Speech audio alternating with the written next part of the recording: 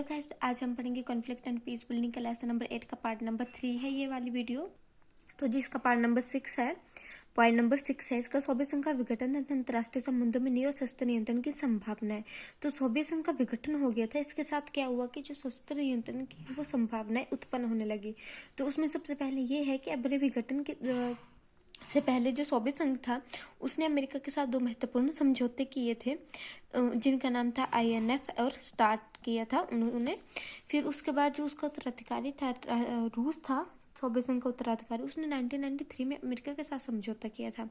15 जनवरी 1993 को रासायनिक शस्त्रों से संबंधित को 125 देशों ने मान्यता दी थी कि जो परमाणु शस्त्र हैं उनको, जो उन्होंने कहा था 125 देशों ने कि हाँ, हम इस होड़ को समाप्त करने के लिए सहमति प्रस्तुत करते हैं। ठीक है, इस प्रकार उत्तर संघ काल में भी नियंत्रण के क्षेत्र में प्रगति बनाए रखी गई है। फ्रांस तथा चीन ने परमाणु अप्रसार संधि पर हस्ताक्षर कर दिए हैं। मीन्स कि जो फ्रांस था और चीन था, उन दोनों ने भी, क्योंकि उसमें उनके पास जो थे परमाणु शक्ति उपलब्ध थी, जिनके पास परमाणु शक्ति उपलब्ध थी उनको वीटो पावर मिल गई थी। निशस्त्रीकरण तथा शस्त्र नियंत्रण की ओर गति बढ़ रही थी तथा शस्त्र नियंत्रण संधि की प्राप्ति की ओर प्रगति कम ही हुई थी। तीसरी दुनिया की पश्चिम के विकसित देशों पर नव उपनिवेश पर निर्भरता लगातार बनी हुई है। आर्थिक उदारता तथा बाजार अर्थव्यवस्था तीसरी दुनिया के देशों की अर्थव्यवस्था की और नीतियों पर अमेरिका तथा पश्चिमी विकसित देशों का आर्थिक नियंत्रण बन सकता है। विकासशील देश अब दक्षिण सहयोग द्वारा आर्थिक विकास के महत्व और आवश्यकता को अधिक समझने लगे हैं। इसके लिए एक नाम G5, वास्तव में 18 विकासशील सदस्यों समूह है ये। G25, G77, UNCTAD क्षेत्रीय सहयोग संगठनों पर अधिक समझने लगे हैं। तो इन संगठनों के द्वारा जो है वो शस्त्र नियंत्रण की जो होड़ है उसको रोका गया है।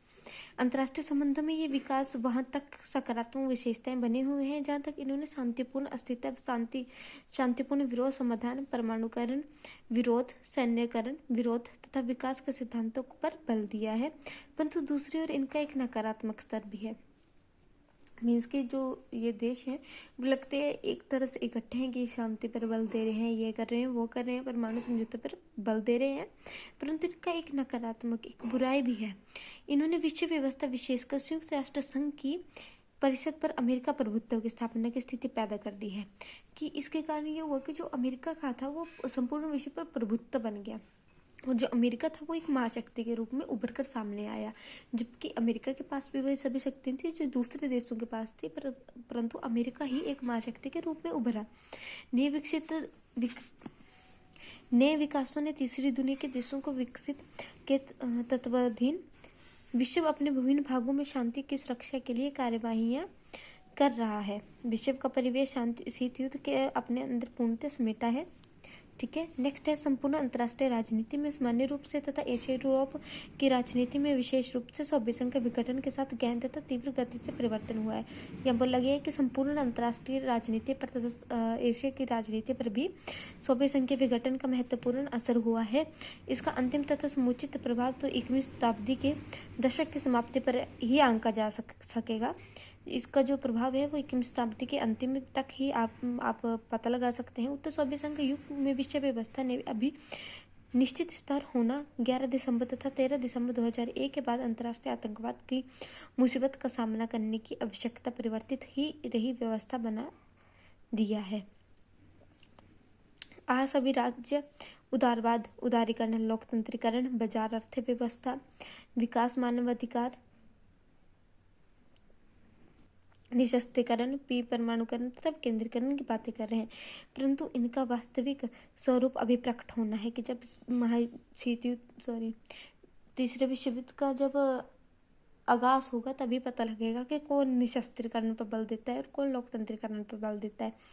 संयुक्त राष्ट्र महासभा का तो विस्तार हो चुका है, यह समूचे विश्व का प्रतिनिधित्व वाली सभा बन चुकी है, परंतु अभी संयुक्त राष्ट्र सुरक्षा परिषद का लोकतंत्रीकरण तथा विकेंद्रीकरण होना शेष है। उत्तर सोवियत संघ अंतर्राष्ट्रीय व्यवस्था में संयुक्त राष्ट्र संघ UNO जो काफी जिसके अधीन सारे संपूर्ण विश्व भी एक तरह से समाया हुआ है, को अपने आप को संयुक्त राष्ट्र संगठन USO बनने से बचाना है तथा अमेरिकी प्रभुत्व में विद्यमान एकल ध्रुवीय व्यवस्था।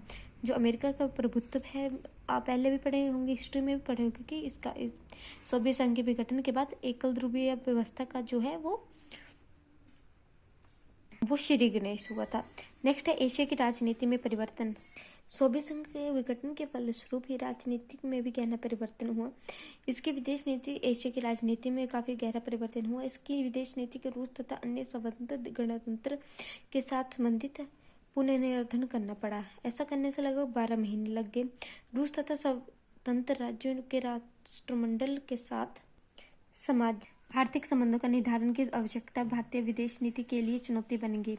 भारत को अमेरिका के साथ अपने संबंधों को सुधारना आवश्यक हो गया है। इसकी आर्थिक आवश्यकता तथा इसके द्वारा अपनाए गए आर्थिक सुधारों के कारण भी यह आवश्यक हो गया कि भारत अमेरिका संबंधों में सुधार किए जा सके। दोनों देशों की नौसेनाओं द्वारा मई 1992 में हिंद महासागर में संयुक्त अभ्यास किए गए। भारत ने संयुक्त राष्ट्र संघ के इजराइल के पक्ष में मतदान किया।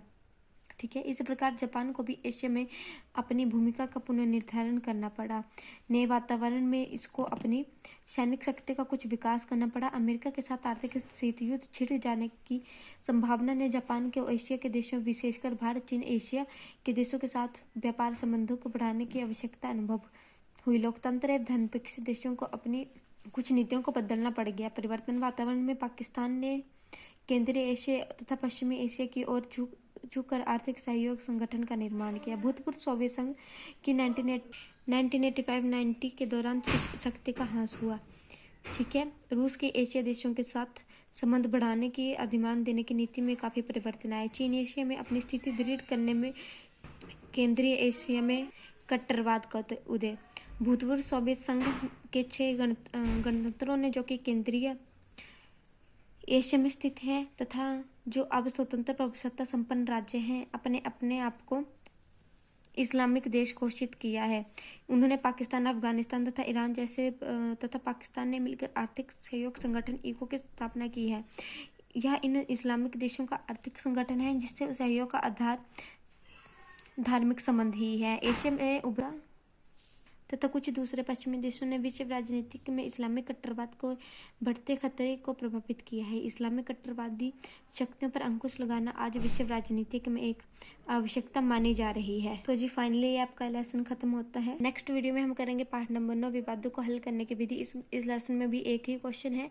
अगर आपको वीडियो पसंद आई हो तो वीडियो को लाइक कीजिएगा, चैनल को सब्सक्राइब कीजिएगा और प्लीज़ अपने फ्रेंड्स के साथ शेयर करना ना भूलें, क्योंकि मैं आप सभी की सभी डिमांड्स पूरी करती हूँ। तो आप भी प्लीज़ मेरी एक डिमांड पूरी कर दीजिए। Thank you and thank you for watching.